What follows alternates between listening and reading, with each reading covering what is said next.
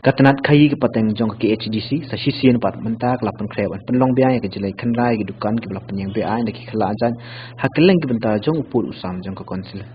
katkum ke jing thu dau executive member katanat khayi ke pateng uba la tiblang khakngor katanat kala dab ban bu singi lupa ban Khynra hakeleng ke dusik jong ke jala ke bedang ha ba upur usam jong ke konsil ulai thuru ba katanat kala IT ya ke uksa ba ke inspector ban pe itu ke dukan ke ba khayi Biang kin online ne ke bor jong ka an utai wiam ulo ongru ba kum wiam ubu thong ba katnat hi boro ka wei kan kan randin nak jelek khlai tu ki chaka khai be an ba wat ban khang khadap no ikitu dukan ki bampat yaw yak shu ko as notice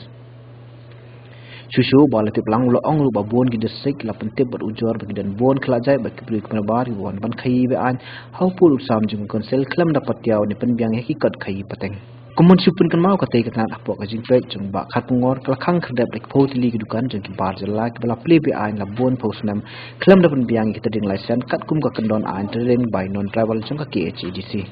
kalau kita lihat kembang atau online online no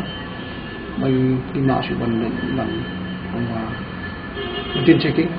kemudian begini ini traders bulan apa prediction dan swings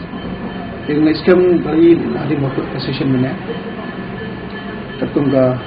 department juga trade buat dalam sahaja ke portfolio hujung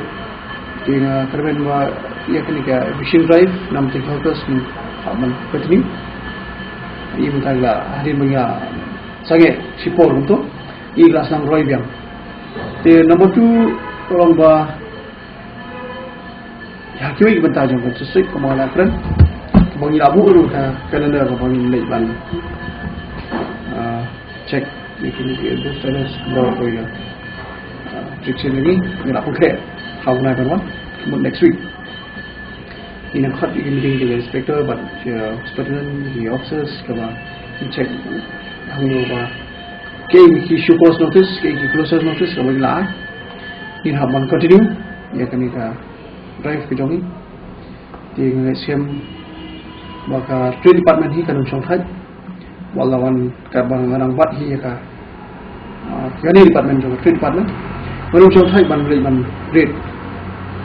haboro ko ya section ba bon hi ke mengatip lomba